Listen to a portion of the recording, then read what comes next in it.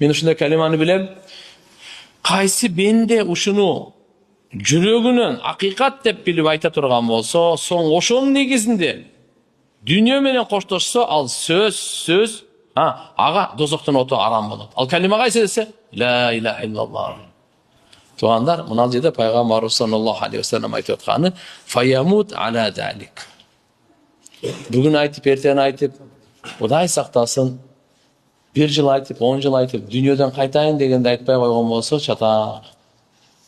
Дүйнөдөн кайтып атканда, ошо ала фаямут ала далик дегени, ушу калиманы айтып, ошонун үстүндө өлсө дейт да аны. Ошого дозоктун оту арам экен.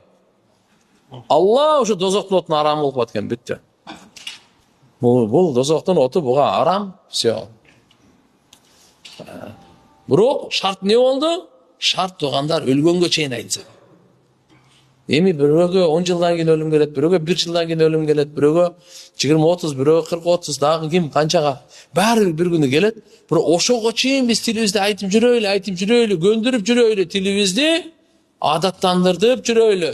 Тилибизден оңой эле дем алгандай эле чыгып турсун ла иляха иллаллах. Дем алгандай чыксын биздин. Жүрөгү соккон сайын Аллах, ла иляха иллаллах деп согуп турсун жүрөк. Ушундай болсо, Кудай кааласа, жан чыгып атканда ушуну эле айтып калган болсо, дозок оту арам, бүттү уже. Все дозок оту арам.